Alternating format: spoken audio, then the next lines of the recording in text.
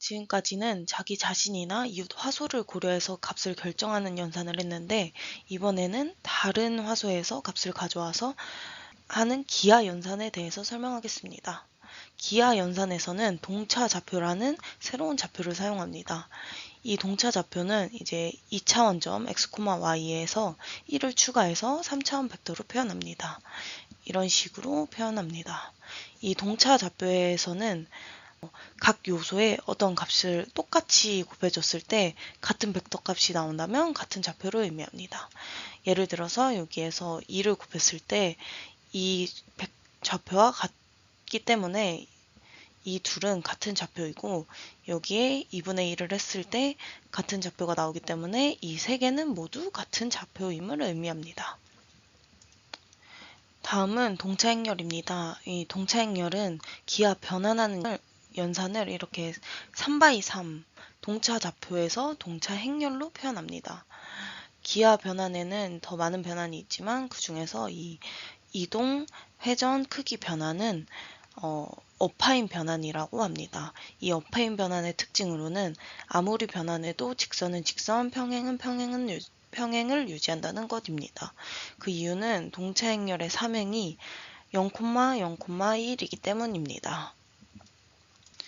이런 동차행렬을 변환하고자 하는 목적에 맞는 동차행렬과 이제 변환하고자 하는 점의 동차 좌표를 서로 행렬 곱을 통해서 변환을 수행합니다. 이런 기본 변환들을 결합해서 복합 변환이 가능한데, 이러한 복합 변환에서 동차 행렬을 사용할 때 계산 효율이 좋은 것을 알 수 있습니다. 행렬 곱은 이제 결합 법칙이 성립하기 때문에 어떤 순서로 계산해도 가능합니다. 이제 R이 회전, T가 이동, P가 그 한 점의 동차 좌표일 때 이제 영상이 사각형이라고 하면 네 점을 모두 회전 행렬로 계산을 하고 그 다음에 다시 이동 행렬을 계산해야 되기 때문에 총 8번의 연산을 수행해야 하지만 이 회전 연산과 회전 행렬과 이동 행렬을 곱해서 하나의 변환 행렬을 만든다면 이제 점마다 한 번의 계산만 하면 되기 때문에 4번의 연산으로도 변환을 수행할 수 있습니다. 따라서 계산 효율이 좋다는 장점이 있습니다. 다음은 기하 변환을 하는 두 가지 방법에 대해서 설명하겠습니다. 우선 전방 변환은 원본 영상의 이 좌표에 동차 행렬을 곱해서 목적 영상의 화소 위치를 찾아 그 픽셀 값을 그대로 복사해서 만드는 것이고, 후방 변환은 목적 영상의 동차 행렬의 역행렬을 곱해서 원본 영상의 픽셀 값을 가져오는 것입니다. 이렇게 전방 변환을 한 영상에서는 픽셀 값을 배정받지 못하는 이런 홀이라는 문제점이 발생할 수가 있고, 이렇게 한 픽셀에 2개의 값을 배정받는 오버랩 문제가 발생할 수 있습니다. 하지만 후방 변환 영상에서는 이 목적 영상에서 필요한 값을 원본 영상에서 가져오기 때문에 위와 같이 이런 홀과 오버랩 문제가 발생하지 않습니다. 이제 전방 변환을 계산 순서에 따라서 자세히 설명하겠습니다. 첫 번째로 이 원본 이미지의 좌표를 받아서 이 동차 좌표로 변환해서 1x3 행렬로 저장합니다. 그리고 다음은 이 영상의 크기를 2배로 확대하는 동차 행렬을 만들어서 위에서 만든 원본 영상의 동차 좌표와 곱을 합니다.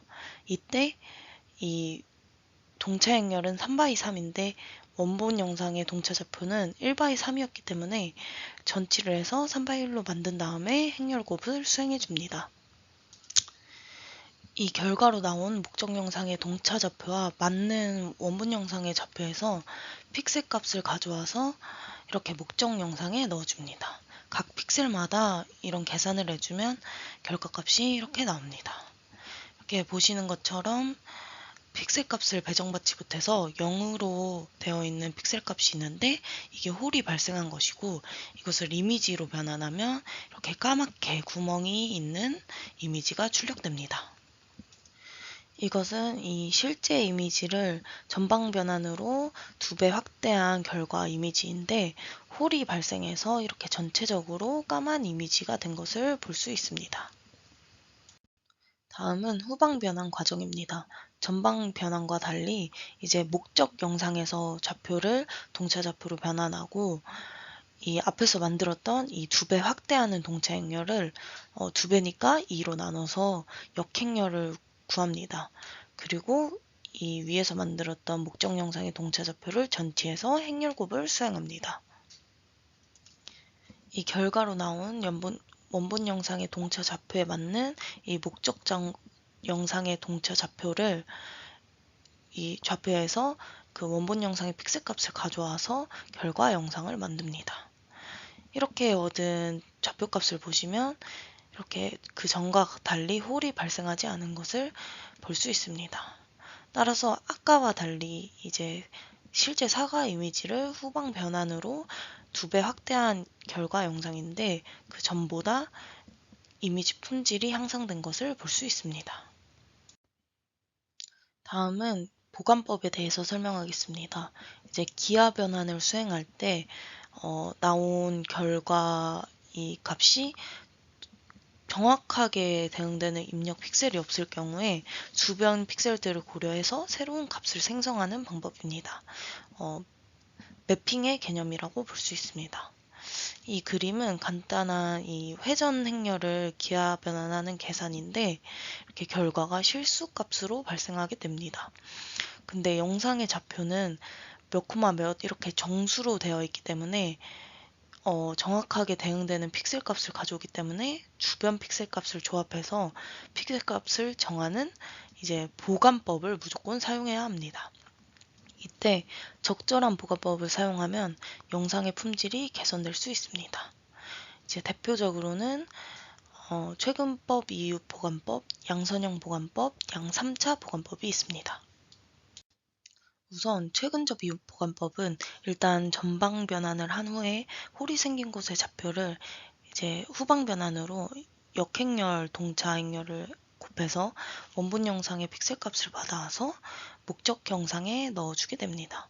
그럼 결과적으로 이제 전방 변환 후에 생겼던 이 홀이 이후 픽셀과 같은 픽셀 값을 받기 때문에 최근접 이웃 보관법이라고 하는 것 같습니다.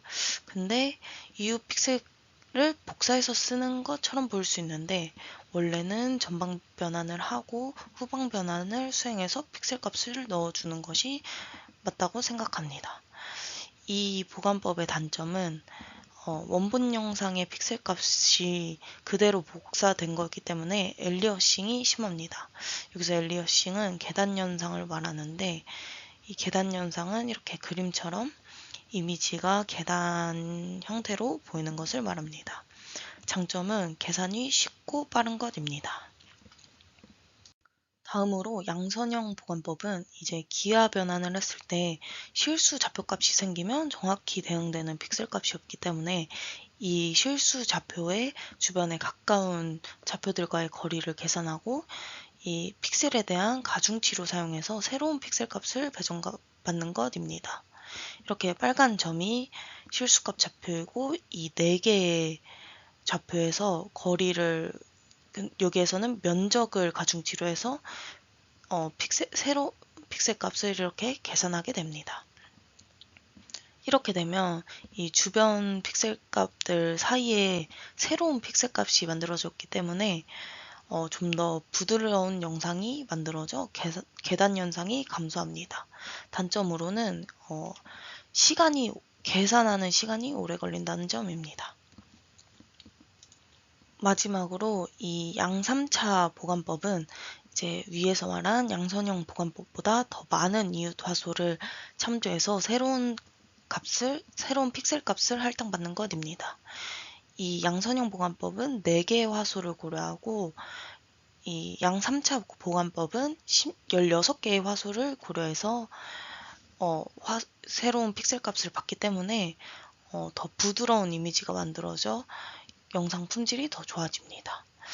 근데 이거는 바이큐빅 보관법이라고 더 많이 불리는 것 같습니다. 다음은 보관법 중에 양선형 보관법을 실제 이미지에서 적용해서 보관의 효과를 시각적으로 출력한 것입니다. 이렇게 왼쪽은 보관을 사용하지 않고 그냥 후방 변환으로 영상을 확대했고, 여기에서는 양선형 보관법도 해서 이렇게 새로운 픽셀 값을 받은 것을 확인할 수 있습니다. 그래서 전체 이미지에서 보면은 두 개가 별로 차이가 없어 보이지만, 이렇게 같은 비율로 확대를 해가지고 같은 위치에서 보면 이 왼쪽에 있는 이 이미지보다 오른쪽의 이미지가 더 부드럽게 나타나는 것을 확인할 수 있습니다. 따라서 보관법을 통해서 이 엘리어싱이 감소되었다고 볼 수 있습니다. 이상으로 발표 마치겠습니다. 감사합니다.